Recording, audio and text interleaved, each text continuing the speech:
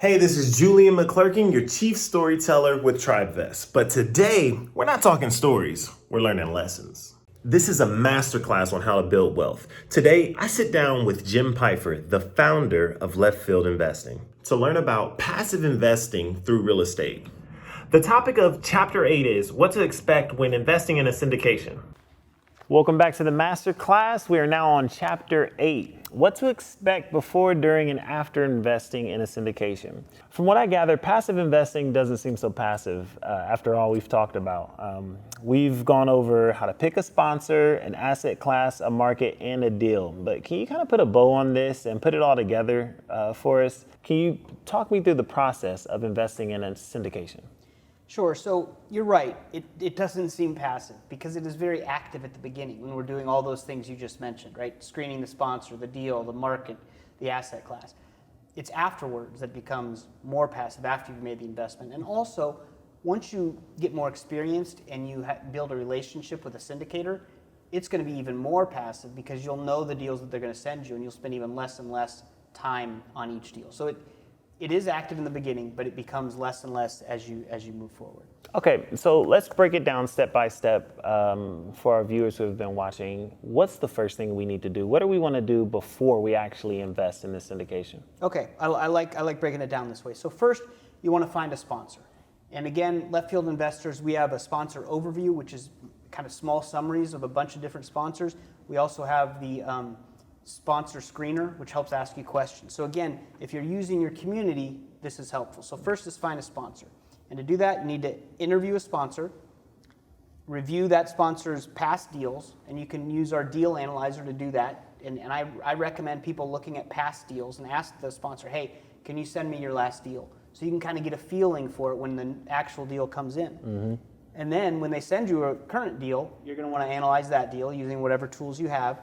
Then you're going to make your investment decision, and you're going to say, yep, I'm going to do it. And if you're going to do it, you submit what they call a reserve. Now, there's hard reserves and soft reserves. Soft reserves are ones that you can back out of. You could say, yep, I'm going to invest $50,000 in this, because sometimes you have to invest before you have full information. You have to commit because there's so much capital on the sidelines waiting to invest. Mm-hmm. So that's a soft reserve. You can back out if you want. Then there's hard reserves, which is if you back out, that syndicator will not likely ever let you into a deal again. Wow. So a hard reserve, you need to know you're making a hard reserve, and you can ask them, hey, is this can I submit a soft reserve, or is this more committed than that? And then in that process, you may also have to show that you're accredited if it's a deal that requires you to be accredited.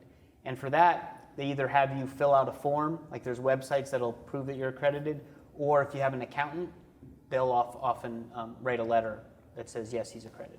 Okay, so that takes care of everything we need to know before the actual syndication, but now we've sent that reserve. What are we doing now during the syndication? So you're still kind of in the before, but you've made the decision. So the during, to me, this is when you are signing the subscription document. So you've already committed, so now they're going to send you all the documents you need to sign. Yeah. So you're going to review and sign the subscription document.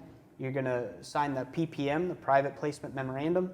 You're going to review the operating agreement, make sure that's all good to go. You're going to get the wire instructions. Now, this doesn't seem like it's a big step, but for me, what I've learned is you want to get those wire instructions securely, because a lot of the syndicators will just send it in an email, and there's been a lot of wire fraud. Absolutely. And so what I do is I either get the instructions and call and verify them, or what I usually do is I ask the syndicator to send it in a DocuSign or some other kind of secure document, so that I never wire money just that I got the instructions on email without verifying it. So that's very important. A lot of syndicators they have portals on the internet where you can go in and see the investments, and they'll just post them there. Mm-hmm. So make sure you're sending it securely, then you send the wire, and that's kind of the during. Now you're just done. Yeah, you want to double, quadruple, triple check that one. Right, and part of that triple check, thank you for saying that, is once you send the wire, confirm that they got it. Mm-hmm. Right? I always send an email to the sponsor saying, just sent the wire, let me know when you get it. And then I follow up with them until they give me written confirmation that they've received the wire. I do the same thing on a smaller scale on Cash App. I'll send $1 first just to make sure they get the $1. Yeah. All right, so what is the process like after that? So after is now we're saying after you made the decision to invest and you've sent the wire. So now we're talking about during the investment. Right now the investment's just going on. So what you need to do is save all the documents. And this is kind of tedious, but if you don't do it now, you're going to regret it. So you save all the documents, right? The signed documents, the PPM, subscription agreement, the offering memorandum where they're giving you all the details. You save all of that stuff, either paper files or you can save it electronically. Then you enter the deal in whatever kind of tracking system you have. Now this has been a real problem for people is there aren't any official ways to track this. And what you want to track is you want to track your distributions, make sure they're coming. You want to compare those to the pro forma, what they said they would send you. And if you only have 1 or 2 deals, Excel or something like that is fine. But it gets complicated when you have 20 or 30 deals and you're tracking all this stuff. So at Left Field Investors, we've developed a portfolio tracker. And it's an online web tool where you can put all your deals and it'll help track stuff. So that's what I use.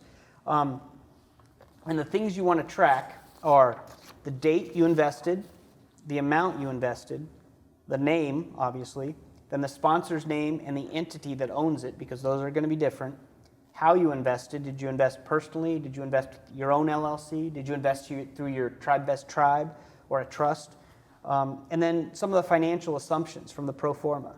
The expected annual cash flow, the IRR, which is internal rate of return for the life of the deal. I'll talk about that in a second. And then if there's refinances expected, when those come in. And then you're going to track your distributions, compare them to expected, and then you're going to track your K1s.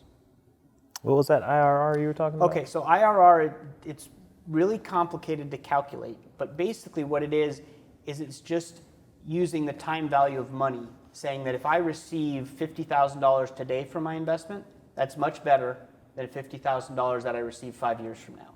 So all it does is it brings everything into the present tense as far as money. So it allows you to compare 2 different deals that have incomes at different times and compare them as far as what the returns are. Oh, okay. Then you'll be able to maybe also calculate if you're missing out on opportunity costs by investing in something quicker, that you'll receive your money back quicker for now. Exactly, and you always want to, it's a great point, because you always want to receive your money faster and pay your taxes slower. And so if you can figure out how to do both of those, that's how you're really making money. Nice. That concludes chapter 8. On to the next chapter.